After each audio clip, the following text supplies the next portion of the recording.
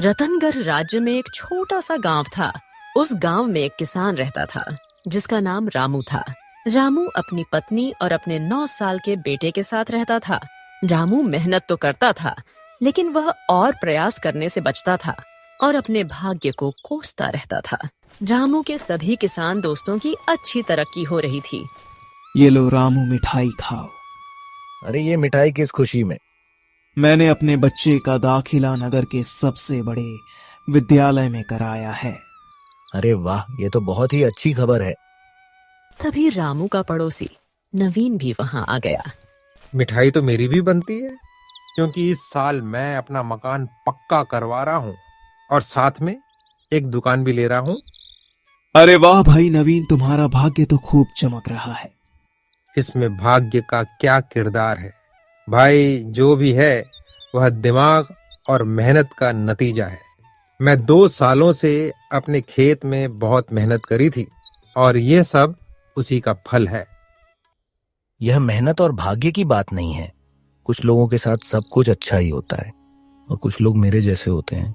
रामू उदास होकर घर गया तो उसकी पत्नी उसे पूछने लगी, क्या बात है जी, आप इतने शांत क्यों हैं?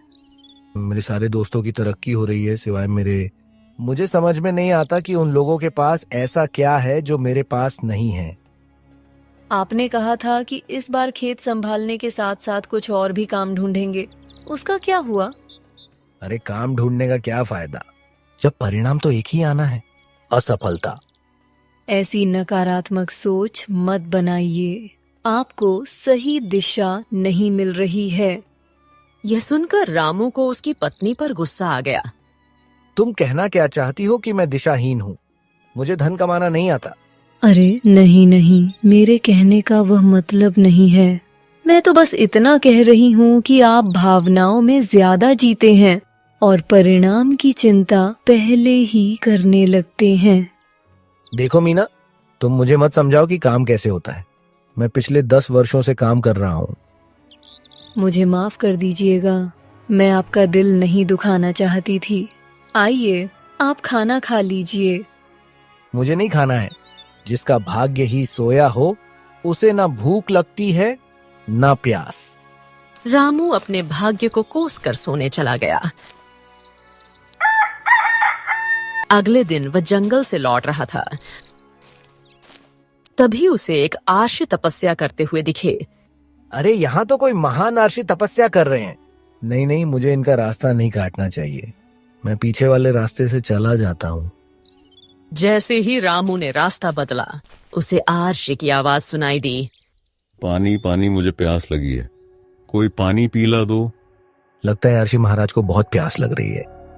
रामू ने आर्षि महाराज को पानी पिलाया। आर्षि महाराज ने रामू की ओर देखा। तुम्हारा बहुत बहुत धन्यवाद पुत्र। इस रास्ते से कोई आता जाता नहीं है, इसलिए हमें कोई पानी पिलाने के लिए नहीं दिखता, लेकिन तुमने हमारी सहायता की है। प्रणाम आर्षि जी, यह मेरा कर्तव्य था। आपकी तपस्या के सामने मैं कौन हूँ? आर्षि जी ने रामू का मन पढ़ लिया। उसमें निराशा और दुख के अलावा और कुछ नहीं था। तुम इतने निराश क्यों हो पुत्र? ऋषि जी क्या बताऊं, मेरे हालात ही कुछ ऐसे हैं। जितना भी कोशिश कर लूं, मेहनत कर लूं, कभी भी सफलता नहीं मिलती। अब तो मैंने आशा करना ही छोड़ दिया है। आर्षि जी देखते हैं कि रामू को समझाने का कोई उपाय नहीं है। उसके अनुभवों ने उसकी सोच को नकारात्मक बना दिया है और इसी वजह से वह अपने गुणों को भी नहीं देख पा रहा है। तुमने हमें पानी पिलाया, हम तुमसे बहुत खुश हैं। आर्षि ने एक चमत्कारी पौधा रामू को दिया और कहा, ये लो, ये पौधा कोई आम पौधा नहीं है। इसे तुम अपने आंगन में लगाओ। जितना तुम इसकी देखभाल करोगे उतना ही यह पौधा अपना रूप बदलेगा, और जितना यह पौधा बढ़ता जाएगा तुम्हारा भाग्य भी खुलता जाएगा। रामू वो पौधा ले लेता है और खुश हो जाता है। अरे वाह, अगर सच में ऐसा हुआ तो आज के बाद मुझे मेहनत करने की कोई आवश्यकता नहीं है। आराम से अपना जीवन बिताऊंगा। पानी पिलाने का इतना बड़ा उपहार। लेकिन तुम एक बात याद रखना, इस पौधे का राज सिर्फ अपने मन में दबा के रखना। अगर इस पौधे के बारे में किसी को गलती से भी पता चला तो उसका भाग्य भी खुल जाएगा और इस पेड़ पर उसके भाग्य की टहनी उग जाएगी। और तुम्हारा भाग्य बट जाएगा। जी आशी जी, मैं ये राज किसी को भी नहीं बताऊंगा। हर्ष जी को पता था कि आगे क्या होने वाला था।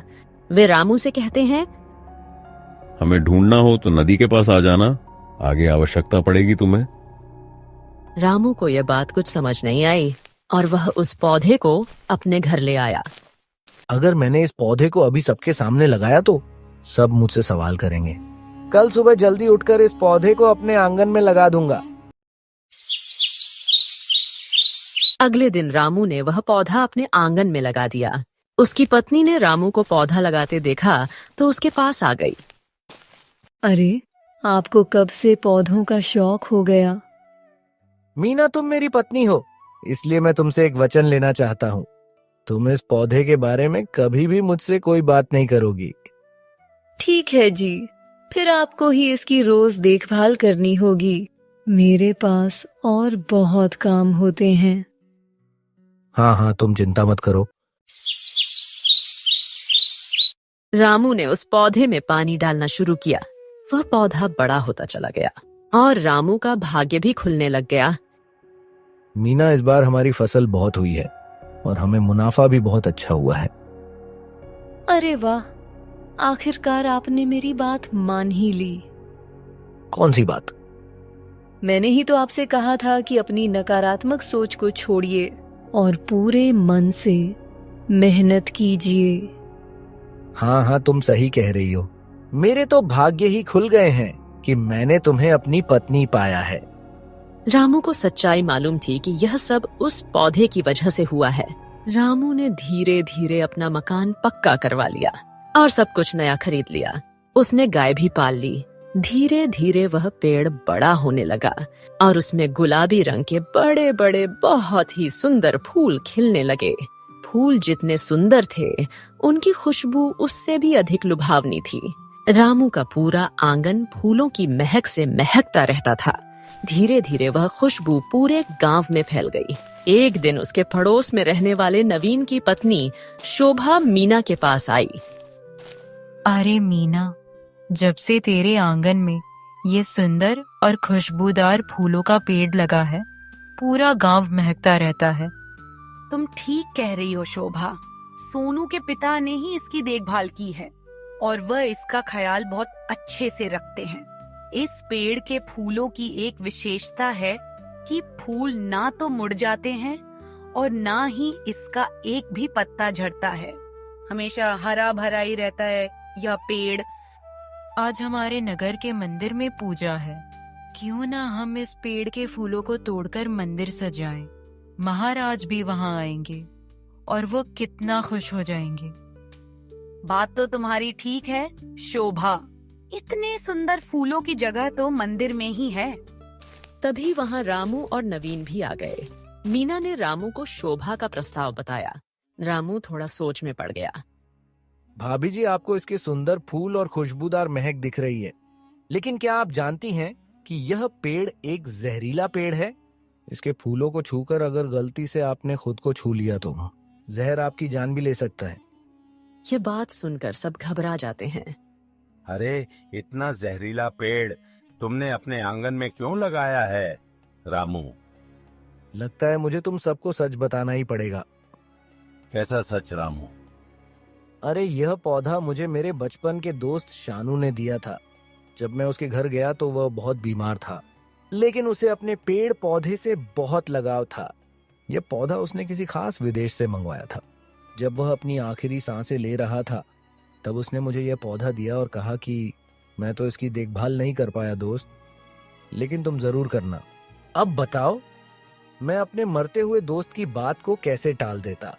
मैंने उससे वादा कर लिया। मुझे बाद में एक वैद्य जी मिले जिन्होंने मुझे बताया कि यह पेड़ जितना सुंदर और महकदार होगा उतना ही जहरीला भी बनेगा।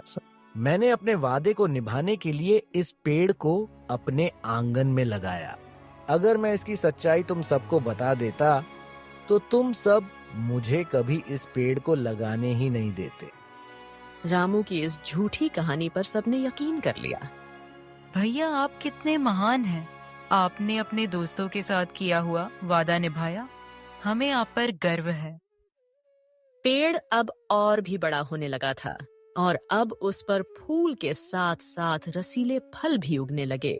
रामू की तरक्की की गति बढ़ती ही जा रही थी। उसने अपने खेत के लिए बैल भी खरीद लिए थे।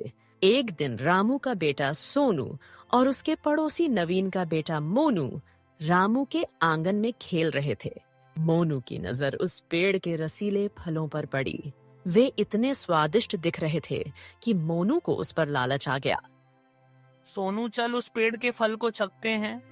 देखो कितने रसीले हैं, मेरे मुंह में तो पानी आ रहा है। पिताजी ने मुझे उस पेड़ को छूने से मना किया है। अगर तुम्हें फल खाने का मन है तो हम माँ से मांग लेते हैं। रुको, मैं अभी माँ से तुम्हारे लिए फल लेकर आता हूँ। सोनू जैसे ही अंदर गया, मोनू ने पेड़ से फल तोड़ लिया और उसे लेकर अपने घर की ओर भाग गया। मोनू फल खाने लगा, तभी उसके पिता नवीन वहां आ गए। पिताजी, यह फल चखिए, कितना स्वादिष्ट है। नवीन ने फल चखा और उसे भी वह फल बहुत स्वादिष्ट लगा। अरे वाह, कहाँ से आया यह फल? ये फल तो मैंने सोनू के आंगन में जो दीवार के पास पेड़ लगा है ना, वहाँ से तोड़ा है। नवीन यह सुनकर चौंक जाता है। वो डर के मारे उस फल को फेंक देता है। हे भगवान, तुमने और मैंने उस जहरीले पेड़ के फल को खा लिया। अब हमारा क्या होगा? नवीन देखता है कि काफी समय बीत गया, लेकिन उसे और उसके बेटे को कुछ भी नहीं हुआ। अरे रामू ने तो कहा था कि यह बहुत ही जहरीला पेड़ है, फिर ऐसा तो कुछ भी नहीं हुआ। अवश्य कोई और बात है, मुझे इसका पता लगाना ही होगा। अगले दिन रामू उस पेड़ को पानी दे रहा था। नवीन उसके घर आया और चारों तरफ देखने लगा। कुछ ही महीने पहले तक इसकी हालत खेत बेचने की हो गई थी और आज तो इसके घर और भाग्य का नक्शा ही बदल गया है। नवीन रामू के पास जाता है और उसे सच उगलवाने की कोशिश करता है। अरे रामू, तुम्हें पता है कल क्या हुआ? मैंने और सॉरी ने इस पेड़ का फल खा लिया था और हम दोनों का भाग्य तो देखो, हमें कुछ भी नहीं हुआ। जैसा तुमने इस पेड़ के बारे में बताया था, उस हिसाब से तो अब तक कोई ना कोई घटना हो जाती, लेकिन ऐसा तो कुछ भी नहीं हुआ।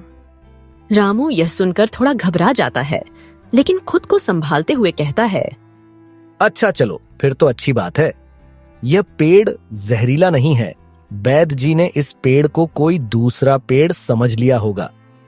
अरे तुम्हारे उस दोस्त का नाम क्या था? हाँ, शानू। ये शानू किस गांव में रहता था? अरे तुम यह सब क्यों पूछ रहे हो नवीन? क्योंकि मुझे पता है कि तुम्हारा कोई बचपन का दोस्त नहीं है जिसका नाम शानू हो। मैंने पता करवाया है ना। तो इस नगर में ऐसा कोई गांव है और ना ही शानू नाम के किसी व्यक्ति की हाल फिलहाल में मृत्यु हुई है। रामू अब बुरी तरह घबरा जाता है। अरे तुम कहना क्या चाहते हो नवीन? देखो मुझे काम के लिए देर हो रही है, मैं चलता हूँ। मैं कहना चाहता हूं कि तुमने हम सबसे झूठ कहा है। तुम्हें इस पेड़ का असली सच बताना ही होगा, नहीं तो तुम क्या कर लोगे? नहीं तो मैं महाराज के पास जाकर तुम्हारी शिकायत कराऊंगा कि तुमने एक जहरीले पेड़ को अपने आंगन में उगाया है। तुम्हारे इस झूठ को मैं सच बनाकर इस पेड़ को हमेशा के लिए जड़ से कटवा दूंगा। रामू उलझन में पड़ जाता है। उसे आरशी जी की बात याद आ रही थी, लेकिन उसे पेड़ काटने का भी डर सताने लगा। रामू नवीन को सब कुछ सच बता देता है और जैसे ही वह सच बताता है, नवीन के भाग्य की एक टहनी उस पेड़ पर उग जाती है। अरे ये तो कमाल हो गया, अब तो मेरी भी किस्मत खुल जाएगी। तुम्हारा भाग्य तो वैसे भी खुला हुआ था। नवीन, तुम्हें इस पेड़ की क्या आवश्यकता है? आवश्यकता तो तुम्हें भी नहीं है। अगर मेहनत करते तो एक दिन तुम भी सफल होते। तुमने भी यह रास्ता अपनाया है, इसलिए तुम मुझ पर उंगली उठाने वाले कोई नहीं हो। रामू उसे यह नहीं बताता कि पेड़ का राज किसी और को नहीं बताना है।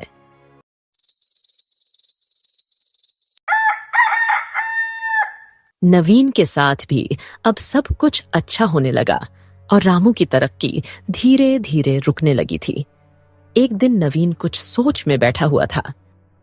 इस रामू को जितना मिला उसके लिए वह काफी है। काम करना तो ठीक से आता नहीं, मैंने ही उसे सब कुछ सिखाया था, और अब देखो सिर्फ भाग्य की खा रहा है। मेरे पास दिमाग भी है, मेहनत भी है, और अगर मेरे पास मेरे भाग्य की शक्ति भी आ गई तो मैं इस नगर में सबसे ज्यादा धनवान बन जाऊंगा। मुझे इस पेड़ को अपने आंगन में लाना ही होगा ताकि मैं इसकी देखभाल कर सकूं और यह पेड़ मुझे ही सारा फल देगा। अगले दिन नवीन राजा के पास गया और उनसे गुहार लगाने लगा। महाराज, मेरे पड़ोसी रामू के घर की दीवार मेरे आंगन तक आ गई है, जबकि वह जमीन हमारी है। रामू हमारा बहुत पुराना पड़ोसी है, इसलिए हमने कुछ नहीं कहा, लेकिन हमें अपना मकान अलग करवाना है और हमें उस जमीन की आवश्यकता है। ऐसा कुछ नहीं है महाराज, वो आंगन की जमीन हमेशा से हमारी थी। नवीन रामू को धमकाकर कहता है, अगर तुमने मुझे वह जमीन नहीं दी तो मैं महाराज को सब कुछ बता दूंगा। वह पेड़ और उसका राज छुपा नहीं पाएगा। सोच लो रामू। क्या राज ये किस पेड़ की बात कर रहा है रामू? मैं बताता हूँ महाराज। नवीन ने उस पेड़ के बारे में राजा को बता दिया। अगर वो पेड़ हमारे पास होगा तो हम इस राज्य के साथ साथ पूरी दुनिया में राज्य करेंगे। हमारे पास हुनर के साथ साथ भाग्य का भी साथ होगा। राजा के साथ मंत्री ने भी राज सुन लिया। पेड़ की टहनियां बढ़ने लगीं और धीरे धीरे उसका कद भी ऊंचा होने लगा। मंत्री ने अपने घर जाकर अपनी पत्नी को यह बात बताई। अरे सुना है, पास वाले गांव के रामू के आंगन में एक जादुई पेड़ है जो कि सोया हुआ भाग्य भी जगा देता है। अब मंत्री की पत्नी ने यह बात अपने पड़ोस में बताई और फिर ऐसा करते करते यह बात पूरे राज्य में फैल गई। टहनियां बढ़ती ही जा रही थी और वह पेड़ पूरे राज्य में फैलता ही जा रहा था।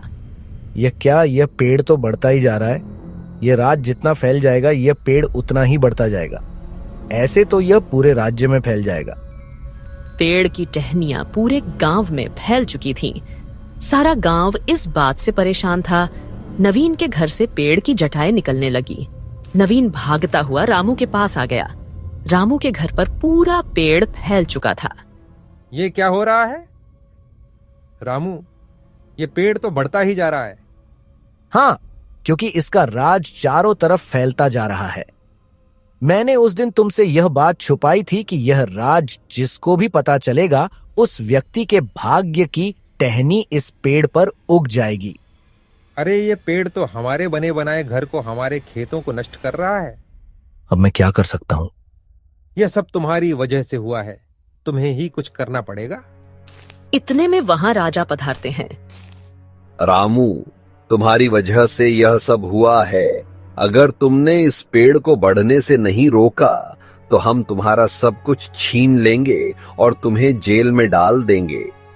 रामू को अर्शी के आखिरी शब्द याद आते हैं। हमें ढूंढना हो तो नदी के पास आ जाना, आगे आवश्यकता पड़ेगी तुम्हें। रामू भागता हुआ नदी के पास जाता है। वो देखता है कि आशी अपने में मग्न थे। आशी महाराज, हमें आपकी आवश्यकता है। हमें बचाइए, उस पेड़ ने तो विकराल रूप ले लिया है। आप कुछ करिए आशी महाराज, आप कुछ करिए। मैंने तुम्हें मना किया था कि यह राज किसी को नहीं बताना। मैं क्या करता? मुझे लालच आ गया था कि पेड़ कट गया तो मेरा भाग्य फिर से सो जाएगा। तुमने अपना सारा धन उस पेड़ के भरोसे कमाया है। तुम्हें अपने आप पर इतना भी विश्वास नहीं था कि अगर पेड़ कट भी गया तो तुम मेहनत करके जो भी कमाया हुआ धन था उसे 2 गुना कर सकते थे। मुझे क्षमा कीजिए महाराज, मैंने लालच में आकर यह सब कुछ किया। जो इंसान मेहनत से बचता है और सिर्फ भाग्य के उठने का इंतजार करता है, उसके पास सब कुछ आता तो है लेकिन अधिक समय तक टिक नहीं पाता। ये सबक तुम्हें हमेशा याद रखना चाहिए। मैं ये हमेशा याद रखूंगा। आप कुछ उपाय बता दीजिए। यह पेड़ बढ़ता ही जा रहा है, यह तो पूरे राज्य को नष्ट कर देगा। जैसे लोहा लोहे को काटता है वैसे ही तुम्हें भी अब कुछ ऐसा ही करना होगा। जल्दी से जाकर उस पेड़ का एक फूल, एक फल और एक पत्ती ले आओ और उसे पीसकर एक मिश्रण बना लो। आर्षि जी ने जैसा कहा, रामू ने वैसा ही किया। आर्षि ने एक घड़े में नदी का पानी भरा और पेड़ के फूल, फल और पत्ती से बने मिश्रण को घड़े में डाल दिया।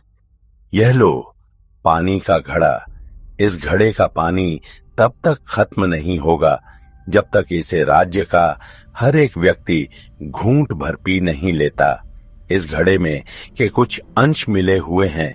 जो भी इस घड़े का पानी पिएगा उसकी टहनी उस पेड़ से अपने आप घटने लगेगी। लेकिन आर्षि जी, ये कैसे मुमकिन होगा? ऐसा कहकर अर्षि फिर से तपस्या में लीन हो गए। कुछ तो सोचना पड़ेगा रामू। मुझे महाराज के पास जाना चाहिए। रामू को एक तरकीब सोचती है और आर्षि को प्रणाम कर घड़ा लेकर सीधे महाराज के पास जाता है। राजा और मंत्री पेड़ को काटने की योजना बना रहे थे। महाराज, उस पेड़ की टहनियां काटने पर भी नहीं कट रही है। वो इतना मजबूत है कि समझ में नहीं आ रहा है कि कैसे उसे समाप्त किया जाए। मैं बताता हूँ महाराज, मेरे पास उपाय है। क्या उपाय है रामू, जल्दी से बताओ।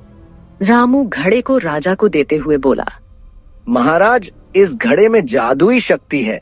इसमें जादुई पेड़ की सामग्री मिली हुई है। अगर आपने इस पेड़ का पानी पी लिया तो वह पेड़ अपने आप ही घटने लगेगा। अगर आप सबसे पहले इस घड़े से पानी पिएंगे तो सारी प्रजा भी विश्वास करके इस बात को मानेगी और पानी पिएंगे। इसका क्या सबूत है? हमारे राजा ऐसे ही किसी के हाथों से कुछ भी नहीं पिएंगे। समझे, आपको ऐसा करना होगा महाराज। अब उस पेड़ से आप ही सबको बचा सकते हैं। हम पिएंगे मंत्री जी। हम भी इस लालच में उतने ही भागीदार हैं जितने कि सब। राजा ने पहला घूंट पिया और मंत्री को घड़ा थमा दिया। मंत्री जी, आप इस घड़े से सबको पानी पिला दीजिए और सबके मन में उपजे लालच को खत्म करिए। जी महाराज, जैसी आपकी आज्ञा। आप भी पानी पीजिए मंत्री जी। हाँ महाराज, मेरे द्वारा ही यह बात नगर तक गई थी। मैं भी इसका भागीदार हूँ। व्यक्ति का लालच कभी खत्म नहीं हो सकता। लालच जितना बढ़ेगा, भाग्य उतना ही कमजोर होता चला जाएगा। पूरे राज्य के लालच ने इस पेड़ की भाग्य उदय शक्ति को भी बेकाबू कर दिया। आप ठीक कह रहे हैं महाराज। इस तरह से वह पेड़ बढ़ता ही जाएगा और सबका विनाश कर देगा। मंत्री ने उस घड़ी से पानी पिया और फिर सब में बांट दिया।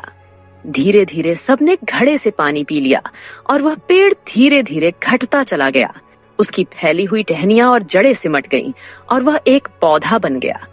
वह घड़ा पूरे नगर से सोता हुआ नवीन के पास आ गया। नवीन ने घूंट भर कर वो घड़ा आखिर में रामू को दे दिया। वो पेड़ अब एक छोटा सा पौधा बन चुका था।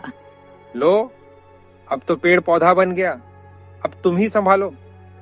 इस मुसीबत को हम तो मेहनत करके ही अपना धन कमाएंगे। रामू ने उस घड़े में से पानी पिया और वह पौधा एक बीज बन गया। अब तुम इस बीज का क्या करोगे रामू? फिर से पेड़ उगाओगे? सबसे पहले लालच का बीज मेरे मन में आया था। मुझे इस बीज की कोई आवश्यकता नहीं है। रामू ने उस बीज को नदी में बहा दिया और उसके बाद वह अपने भाग्य को बिना कोसे खूब मेहनत करने लगा। रामू ने इस बार खूब तरक्की करी, लेकिन किसी जादुई पौधे के कारण नहीं, बल्कि अपनी मेहनत और लगन से। कहानी की सीख, भाग्य को जगाने की एक ही चाबी है। मेहनत व्यक्ति जितनी मेहनत करता है, भाग्य उसका उतना ही साथ देता है।